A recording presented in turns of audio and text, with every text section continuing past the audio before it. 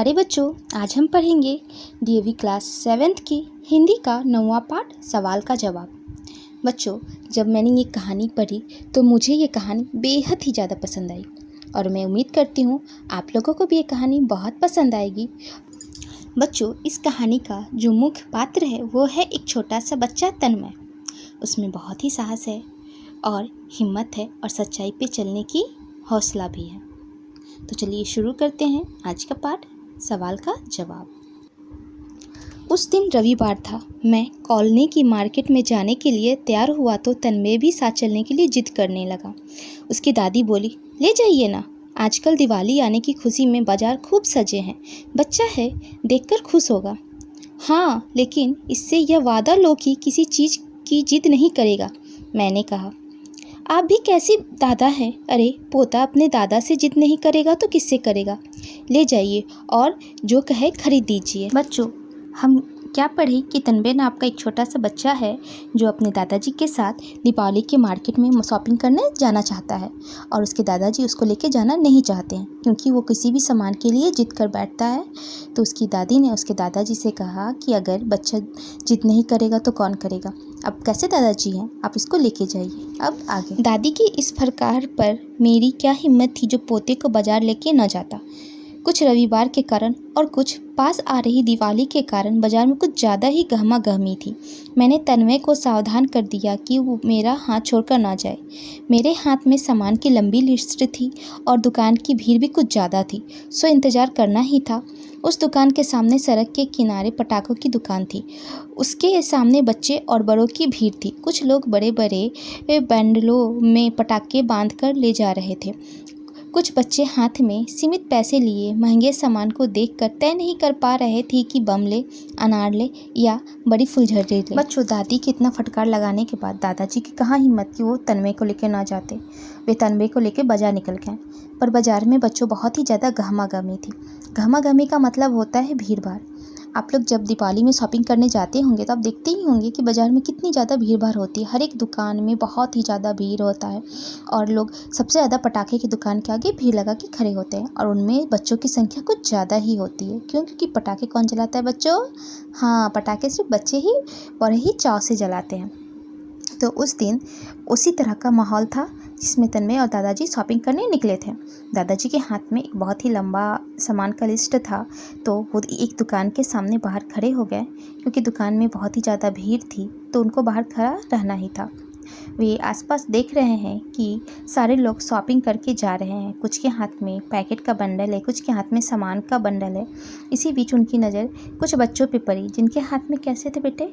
सीमित पैसा था। सीमित पैसा मतलब होता है थोड़े से पैसे, और वे सोच रहे हैं कि वो कौन सा पटाखा ले, बम ले, अनार ले, फुलझड़ी ले, वे क्या ले। जितनी बार विचार बदलती उतनी बार वे किसी न किसी आइटम का दाम पूछते और हाथ के पैसे से जब मेल न खाते तो चुप होकर दुकान के दूसरे आइटम के दाम पूछने लगते और सोचने लगते कि क्या ले और क्या ना ले। ऐसे बच्चों की भीड़ कुछ ज़्यादा ही थी। दुकानदार ने अपनी खींच बच्चों पर निकालने के लिए उन्हें अधिकतम दाम बताए और उन्हें झिड़क दिया। दुकानदार की इस झिड़क मुट्ठी में अपनी इज्जत को बंद किए बच्चों को चुभी तो जरूर होगी, लेकिन उनकी मजबूरी इस चुभन को बर्दाश्त कर लेने के सिवा कुछ कहने न दिया। बच्चे की इस भीड़ में कुछ ऐसे बच्चे भी थे जो गरीब थे, मैले कुचेले कपड़े पहने थे और उनके हाथ में 1 रुपया तक न था। दुकानदार बीच बीच में ऐसे बच्चे को भी फटकार कर भगा रहा था, लेकिन वे तो विंडो शॉपिंग करने आए थे, सो हर दुकान पर खड़े होकर एक से एक अच्छे पटाखे को देख रहे थे ताकि अपने मित्रों के बीच बैठकर इस विषय पर चर्चा कर सके कि इस बार दीपावली पर किस प्रकार के पटाखे आए हैं। लेखक यहाँ ऐसे बच्चों का वर्णन कर रहे हैं जिनके पास पैसे थोड़े होते हैं और वो अच्छा पटाखा खरीदना चाहते हैं। और अच्छा पटाखा खरीदना कौन नहीं चाहता? वे बच्चे हैं, बच्चे ही तो अच्छे पटाखे खरीदने चाहेंगे। वे भी दुकानदार से कभी इस पटाखे का दाम पूछ रहे थे, कभी उस पटाखे का दाम पूछ रहे थे ताकि दुकानदार ऐसा दाम बताए कि वो पटाखा खरीद सके। पर दुकानदार क्या करता था कि वो जब देखा कि उसके पास पैसे ज़्यादा नहीं हैं तो वो क्या किया, पटाखे का दाम और भी ज़्यादा बता दिया ताकि वो उसे वहाँ से भगा सके। जब दुकानदार ने उन बच्चों को भगाया तो उन लोगों को तो बुरा तो लगा ही होगा। क्यों बच्चों, आपको क्या लगता है, कोई दुकानदार अगर आपको पैसे के लिए भगा दे कि नहीं नहीं जाओ जाओ जाओ, तुम्हारे पास तुमसे नहीं होगा, तुम्हारे पास पैसे नहीं, इसका दाम बहुत ज़्यादा है, तो आपको कैसा लगेगा? बुरा तो लगेगा ना। इसी प्रकार उन बच्चों को भी बुरा लगा और वो अपनी इच्छाओं को मिट्टी में बंद करके वहाँ से चले गए। लेखक बता रहे हैं कि उसी दुकान पे थोड़े से आगे कुछ ऐसे बच्चे भी थे जिनके पास 1 रुपया भी नहीं था। उनके कपड़े कैसे थे बच्चे? बहुत ही मैले कुचले थे और वो बच्चे बहुत ही ज़्यादा गरीब थे और वे सिर्फ विंडो शॉपिंग करने आए थे। बच्चों, विंडो शॉपिंग मतलब होता है कि कुछ शॉपिंग नहीं करना, सिर्फ खड़े होकर सामानों को देखना, चीज़ों को देखना। और वे बच्चे वही कर रहे थे। क्या? विंडो शॉपिंग कर रहे थे। क्यों? क्योंकि उनके पास तो पैसे थे ही नहीं, वे तो बहुत गरीब थे। और वैसे भी बच्चों, जितने भी फेस्टिवल होते हैं, जितने भी त्यौहार होते हैं, वे सारे अमीर बच्चों के लिए होते हैं या समान आदमी के लिए होते हैं। गरीब बच्चों के लिए बच्चों किसी प्रकार का कोई त्यौहार होता ही नहीं है। उनके पास तो इतने पैसे ही नहीं होते हैं कि वे अपने खाने का इंतज़ाम कर सके, अपने पहनने के कपड़ा खरीद सके, तो वे पटाखे मिठाई वगैरह कहाँ से खरीदेंगे। इस प्रकार वे बच्चे भी सिर्फ दूर से खड़े होकर नए नए तरह तरह के पटाखे को देख रहे थे, ताकि बाद में वे अपने दोस्तों के साथ यह बातें कर सके कि इस बार दीपावली में यह पटाखा नया है, इस बार दीपावली में उस तरह का पटाखा नया आया है। और उनके सिवा, इसके सिवा वे कुछ कर भी नहीं सकते थे। पटाखों की दुकान का सारा दृश्य देखने के लिए तन्मय कब मेरे पास से चला गया, यह एहसास मुझे तब हुआ जब मैंने सामान की लिस्ट देखकर वहां रखे एक स्टूल पर बैठ गया। तन्मय का ख्याल आते ही मैंने घबराकर इधर उधर नज़र घुमाई, ये तो देखा कि वह सामने की दुकान पर पटाखे देख रहा है। मुझे तसल्ली हुई कि वह कहीं दूर नहीं गया। मेरा सामान पैक हो रहा था, सो मेरा इस ओर कुछ ज़्यादा ही ध्यान था। अचानक तन्मय ने जोर से मुझे पुकारा, दादाजी। बच्चों, दादाजी ये सब दृश्य देख रहे थे, लेकिन इसी बीच तन्मय कब उनका हाथ छुड़ा के चला गया उनको पता ही नहीं चला। वो जब अपना सामान खरीदने के लिए अपना लिस्ट दुकानदार को दिए और बगल के जो स्टूल रखा हुआ उस पर बैठे, तो उनको ध्यान आया, अरे तन्मय भी तो मेरे साथ आया था, वो कहाँ चला गया। फिर वो इधर उधर देखने लगे। जैसे उन्होंने सामने देखा तो देखा कि तन्मय एक पटाखे की दुकान में पटाखा को देख रहा है। तो उनको तसल्ली हुई कि चलो ये मेरे सामने ही है, ज़्यादा दूर नहीं गया है। उसके बाद दादाजी अपना सामान पैक करवाने लगे और क्योंकि वो सामान पैक करवा रहे थे इसलिए उनका ज़्यादा ध्यान किस पे था, अपने सामान पे था, क्योंकि उनको लगा कि तन्मय तो सामने ही है, वो कहीं जाएगा नहीं। इसी बीच उनको तन्मय की आवाज़ आई और तन्मय ने उन्हें जोर से पुकारा, दादाजी अब आगे। और मैं मुड़कर देखा तो हैरान रह गया। तन्मय ने दुकानदार का हाथ पकड़ रखा था और दुकानदार घबराकर हाथ छुड़ाना चाह रहा था। मैं लपक कर वहाँ पहुँचा तो तन्मय गुस्से से चीखा, यह झूठा दुकानदार है, इसने गरीब बच्चों को चोर कहकर उन्हें थप्पड़ मारे।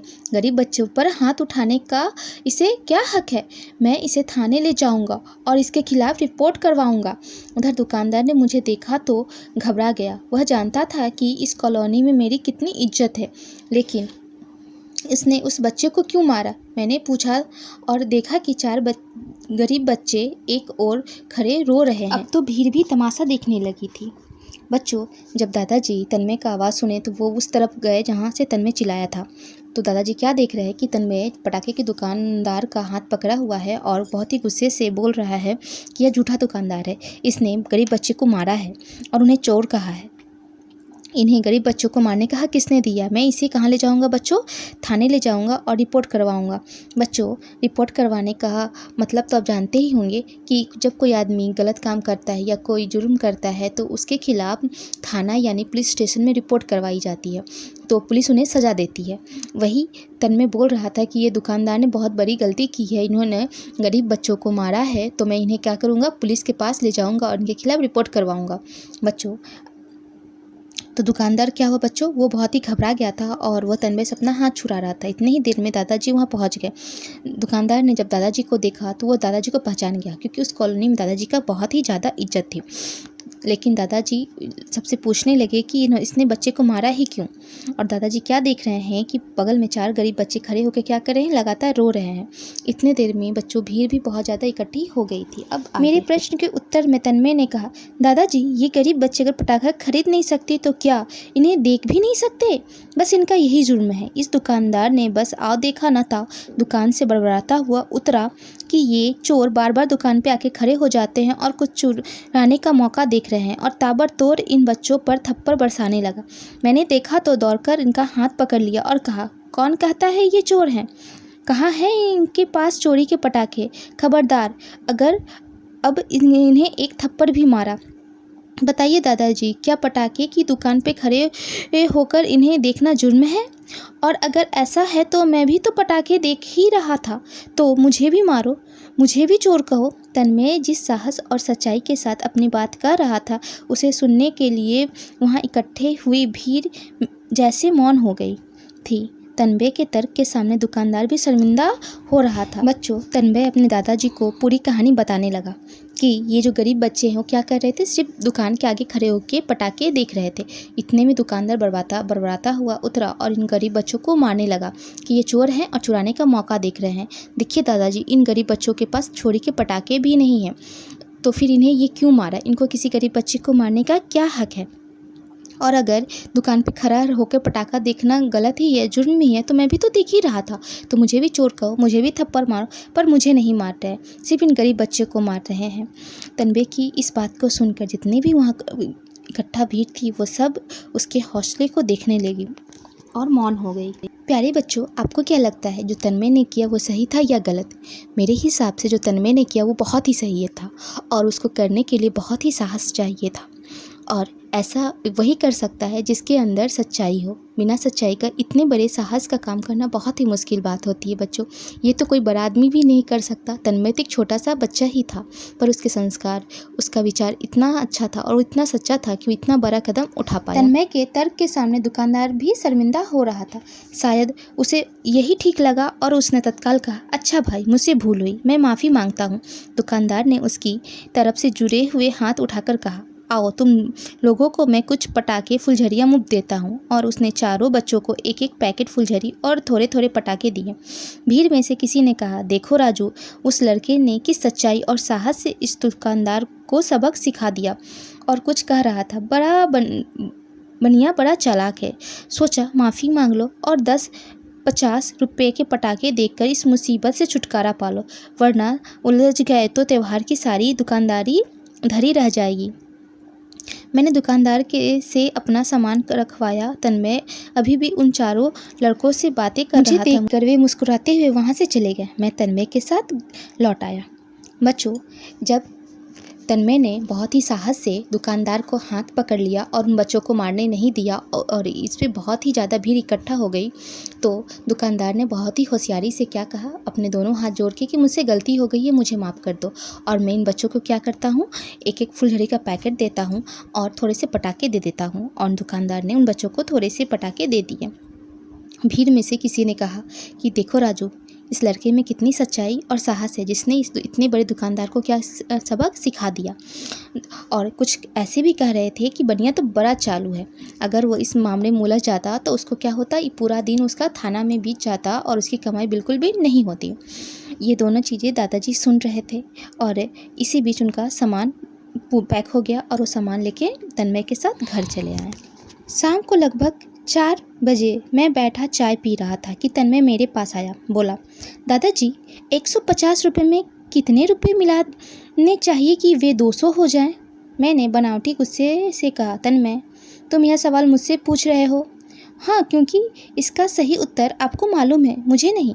क्या मतलब? मैंने आश्चर्य से कहा। वही जो मैंने कहा, बताइए बताइए, मेरे सवाल का जवाब जल्दी बताइए। तन्मय मेरी परीक्षा ले रहा था। अरे भाई, इसमें 50 रुपये मिलाने होंगे, मैंने कहा। तन्मय ने मुझे 150 रुपये देते हुए कहा, तो इन रुपयों में 50 रुपये मिलाकर इन्हें 200 रुपये बनाने का जादू आप ही दिखाइए। लेकिन क्यों? दादाजी, इस समय कोई सवाल नहीं, केवल उत्तर दीजिए। मैंने तन्मय को 50 रुपये दे दिए। तन्मय रुपये लेके चला गया। उत्सुकतावश मैं भी दबे पाँव पीछे पीछे गया, फिर दरवाजे पर ठिठक गया। मैं छिपकर देखा, तन्मय बाहर गया।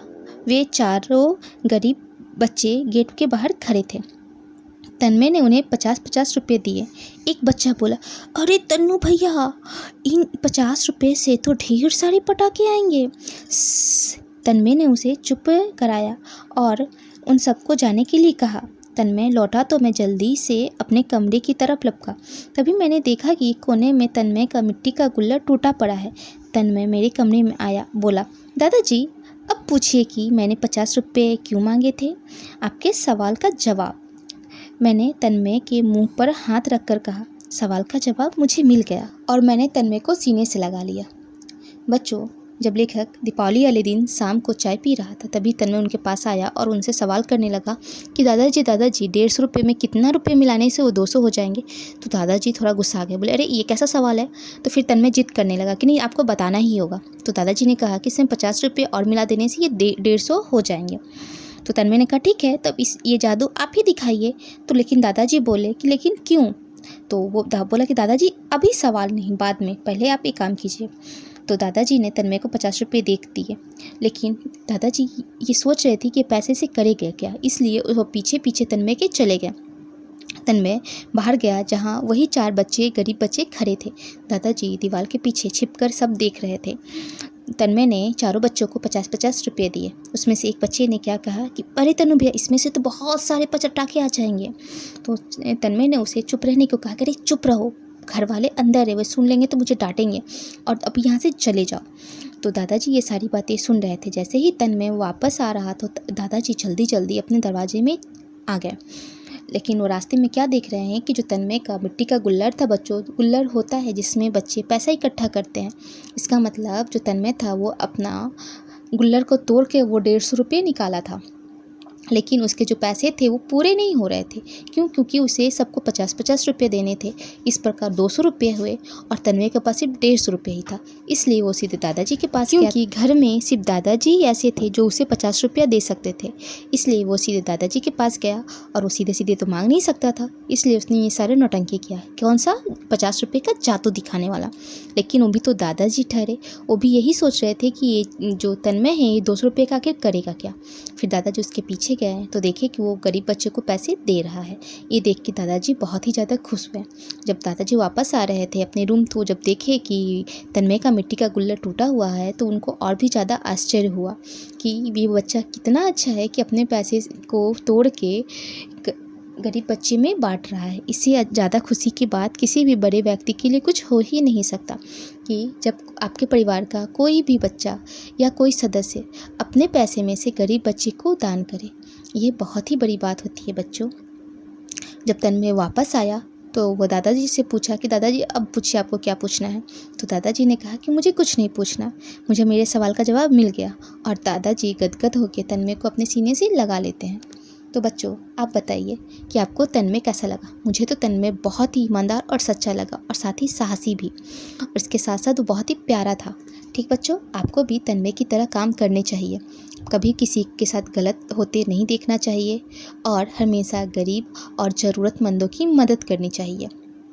तो बच्चों, ये थी आज की कहानी जिसके लेखक हैं हरिकृष्ण देव सरे जी। ठीक बच्चों, तो प्यारे बच्चों, अगर आपको मेरे द्वारा पढ़ाई गई कहानी पसंद आती है, मेरे पढ़ाने का तरीका आपको अच्छा लगता है, तो आप मेरे वीडियो को लाइक करें, शेयर करें और मेरे चैनल को सब्सक्राइब करना बिल्कुल ना भूलें। Thank you.